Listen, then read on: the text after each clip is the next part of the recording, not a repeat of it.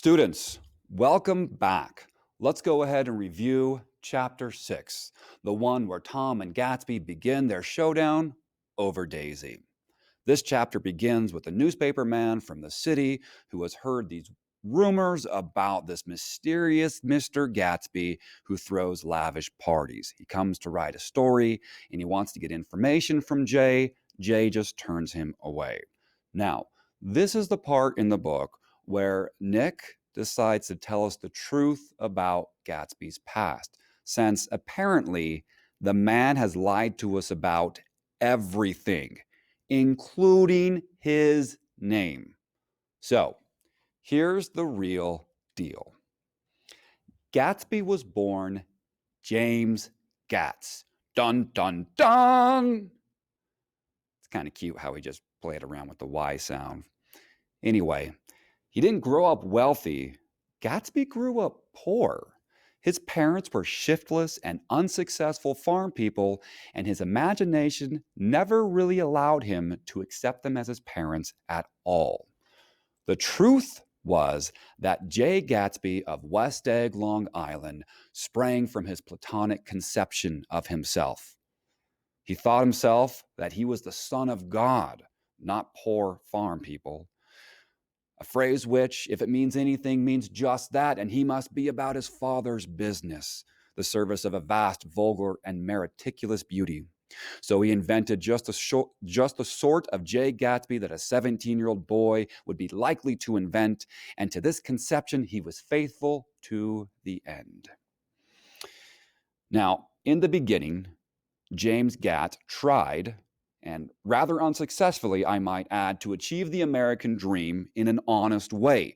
He tried his hand at clam digging, at salmon fishing. He went to college and took up janitorial work, but it was all just too hard and it took too much time, so he eventually gives up on his American dream. Well, he gives up at achieving it honestly, at least. He gets his big break at 17 when he sees a millionaire in a yacht on Lake Superior. This millionaire, his name is Dan Cody. Do you remember that picture at the end of chapter 5 in Gatsby's bedroom? And this guy is drunk and a storm is coming. So, James Gatz, this is where Jay Gatsby is born. James Gatz gets into a rowboat to meet Dan Cody and to tell him that a wind might catch up and break him up in a half hour. He saves Cody from a drunken shipwreck. Now, Cody became Gatsby's mentor and his best friend.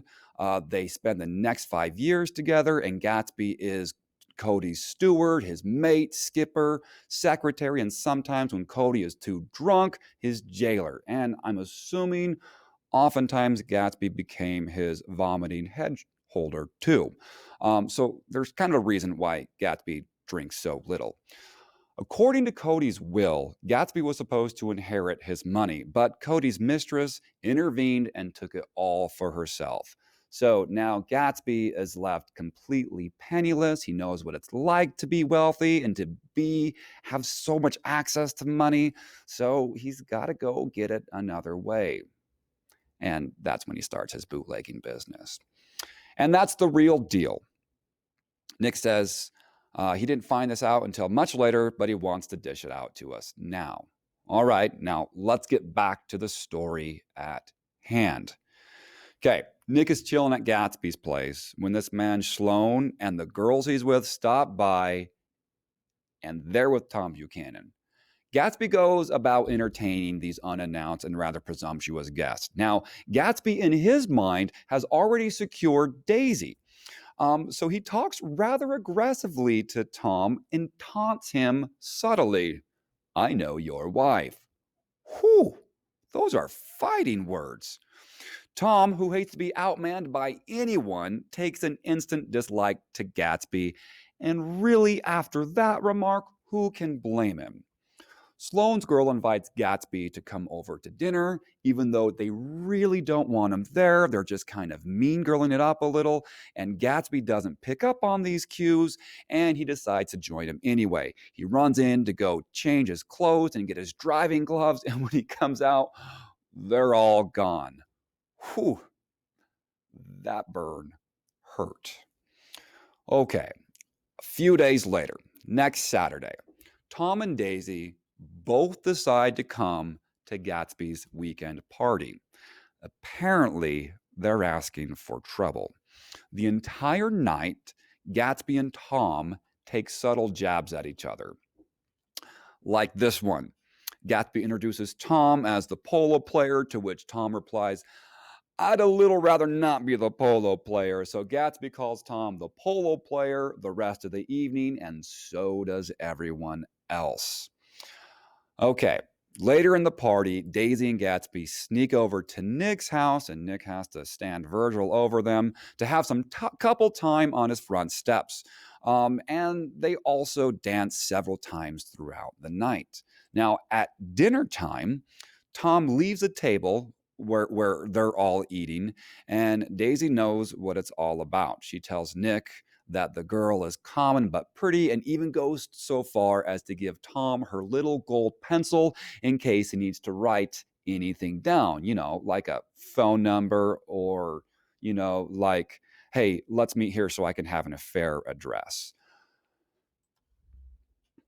Nick tells us that the tone of this party is different from the others.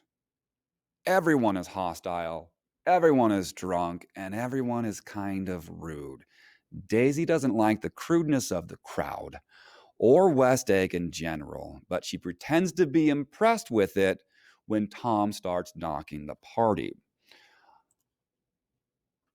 Tom's about to leave, but before he goes, he says this. He wants to find out the truth about Gatsby, mostly how he gets his money, which to a man like Tom is pretty much your defining feature. He says, Who is this Gatsby anyhow? Some big bootlegger? Yeah, actually, he is. I don't know why Nick hasn't guessed it yet. Daisy is extremely certain that Gatsby's money came from drugstores or the pharmacy, but we're not really sure. Well, we are actually. Nick stays until the bitter end. Everyone leaves. It's late. Nick is still there. He talks with Gatsby, who is concerned that he can't make Daisy understand. Understand what? You might be thinking, and rightfully so. Nick tells us that Gatsby wants the impossible out of Daisy. He wants nothing less of Daisy than that he should go to Tom and say, I never loved you. And after she had obliterated 4 years with that sentence, Gatsby and Daisy could decide upon the more practical measures to be taken. One of those was that after she was free, they can go back to Louisville to be married from her house, just as if it were 5 years ago. Here's Leo and Toby. I've gotten all these things for her. I've gotten all these things for her. Now she just wants to run away. She even wants to leave that. Jay, you can't repeat the past. Can't repeat the past. No. Why, of course you can. Of course you can.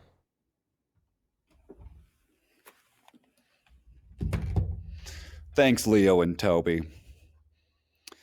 Nick cautions Gatsby, I wouldn't ask too much of her. You can't repeat the past. Can't repeat the past? Why, of course you can.